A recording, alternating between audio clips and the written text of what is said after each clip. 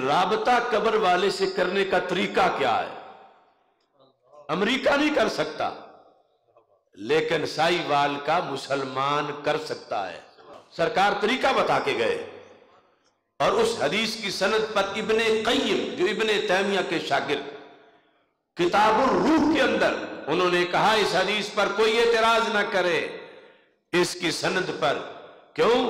کہتا ہے کہ اگر یہ بات کمزور ہوتی صحابہ اس پہ عمل کیوں کرتے؟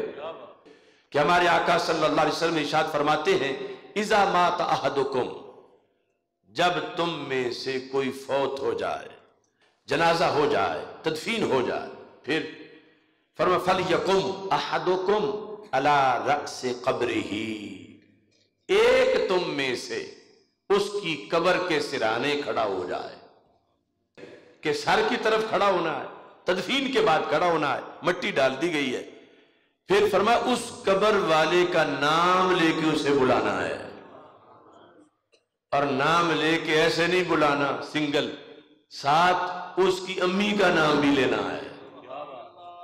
مثلا ایک بندے کا نام خالد ہے، امی اس کا نام زینب ہے، تو کہنا ہے یا خالد ابن زینب، اے خالد زینب کے بیٹے۔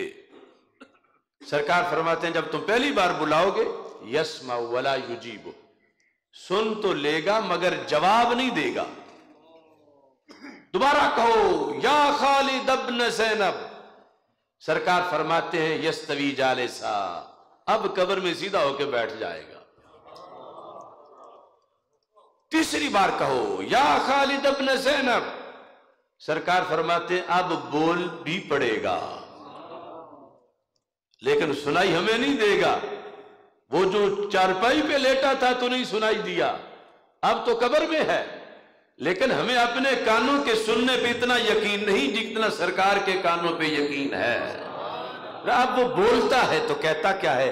فرمایا وہ کہتا ارشدنی رحمک اللہ، ارشد، او میرے مرشد، ارشد مجھے گائیڈ کرو، خدا تجھ پہ رحم کرے، بلا رہے ہو تو مجھے لگتا ہے تم کچھ مجھے بتانا چاہتے ہو، یہ مشکل وقت ہے، منکر نکیر کی آمد ہے۔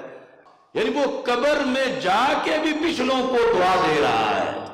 لوگ کہتے ہیں قبر والا دیتا کچھ نہیں، سرکار فرماتے ہیں وہ دعا دیتا ہے، بتاؤ اب کیا بتانا ہے، بولو۔ تو سرکار فرماتے ہیں اب اس کے مکمل رابطہ بحال ہے، تم جو بولو گے وہ بولے گا، اب جو بولنا ہے وہ سرکار نے آگے لفظ بتائے ہیں لیکن ہیں عربی میں۔ سرکار فرماتے ہیں اس سے یہ بات کرو اذکر ما خرجت علیہ من الدنیا شہادت ان لا الہ الا اللہ وان محمد رسول اللہ صلی اللہ علیہ وسلم۔ اے خالد یاد کر اس عقیدے کو جس عقیدے پر رہتے رہتے تیری جان نکلی ہے، یعنی تو نے مرنے سے پہلے گھنٹہ تو کیا ایک منٹ پہلے بھی وہ عقیدہ نہیں بیچا، تو ڈٹ کے رہا، روکی سوکی کھا کے تو نے عقیدہ آخری وقت تک بچایا، تو کامیاب ہو گیا اپنا سچا عقیدہ لے کے دنیا سے نکلنے میں۔ اب تو اس عقیدے کو یاد کر۔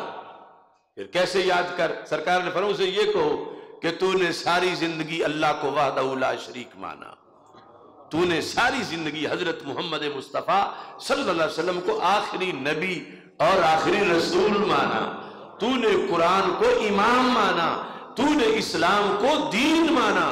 یہ چار چیزیں سرکار نے فرمایا کہ تم نے اس سے یہ میری حدیث سنانی ہے۔ تو سرکار فرماتے ہیں اتنا وہاں جا کے باصلاحیت ہو چکا ہے، اب دنیا میں ہو سکتا ہے کہ نکاح پڑھاتے وقت اسے کلمہ پڑھائیں تو بار بار دہرانا پڑے۔ اب دو جہانوں کا فرق ہے، ادھر پڑھنے والا دنیا میں ہے جو کہہ رہا ہے کہ پڑھو، اور وہ برزخ میں ہے، لیکن دین کا کرنٹ بڑا مضبوط ہے، یہ امریکہ کے پاس نہیں، یہ ہے دین مصطفیٰ صلی اللہ علیہ وسلم۔ شرط یہ ہے کہ وہ قبر والا بھی مسلمان ہو اور باہر والا بھی مسلمان ہو، اور مسلمان ہونے کے ساتھ پھر یہ بھی ہو کہ قبر والے کو یا سے بلانے کو شرک نہ کہتا ہو۔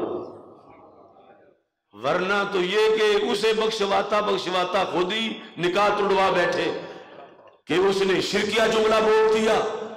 اب وہ باہر سے بول رہا ہے، اندر سرکار فرماتے ہیں کہ وہ بولنا شروع ہو جاتا ہے، اللہ ربی اللہ ربی اللہ ربی محمد النبی صلی اللہ علیہ وسلم. اب یہ ورد کر رہا ہے اپنی کوٹھڑی میں، ادھر سے منکر نکیر آ جاتے ہیں. سرکار فرماتے ہیں جب وہ آ کے دیکھتے ہیں کہ یہاں تو پہلے ہی رونق لگی ہوئی ہے، یہ تو سوئے ہی نہیں، یہ تو بندہ جاگ ہی رہا ہے، ہم نے بٹھانا تھا آ کے اس کو، اور ہم نے آگے پھر سوال کرنے تھے، اور یہاں تو سوال جو ہم نے کرنا تھا یہ جواب خود ہی پڑھ رہا. وہ چاروں جواب مسلسل باری باری پڑھ رہا ہے.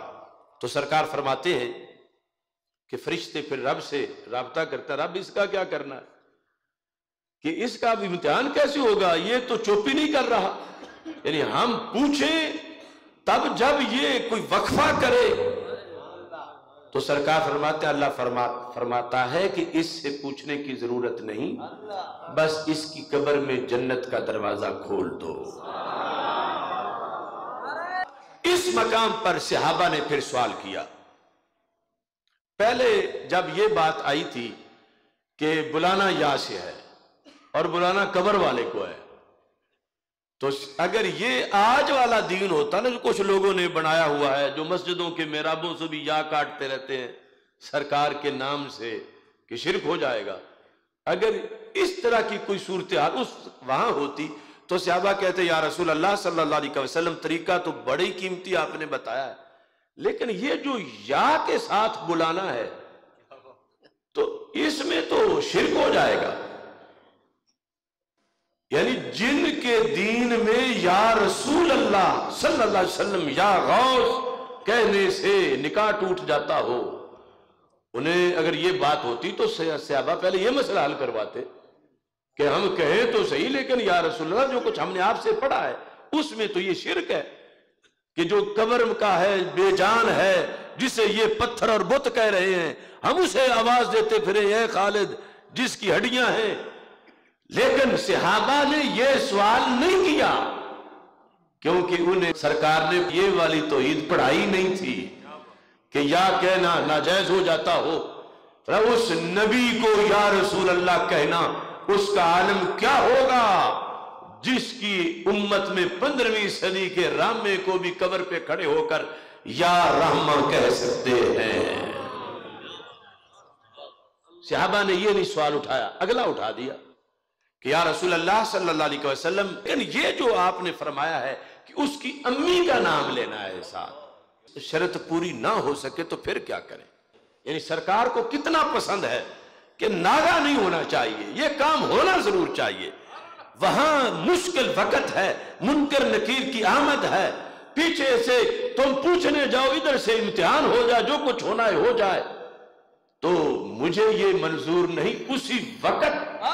اسی وقت تم نے بات کرنی ہے. تو پھر حل کیا ہے؟ فَيَنْسُبُهُ إِلَىٰ أُمِّهِ حَوَّا. نام امی کا ہی لینا ہے، چھوٹی کا نہیں آتا تو بڑی امی کا لے لیں. اسے حوا کا بیٹا کہہ کے پکارو، اے خالد حوا کے بیٹے. سرکار فرماتے ہیں پھر بھی جاگ جائے گا.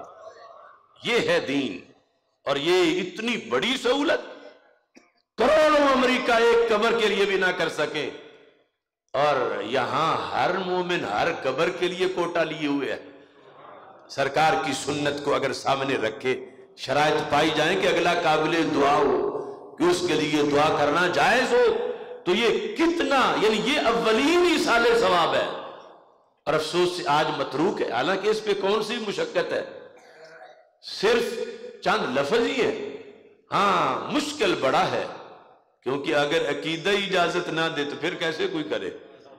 لیکن ہمارے لیے کوئی مشکل نہیں ہے، ہمارے عقیدے کے لحاظ سے تو یہ دعا یاد کرنی چاہیے.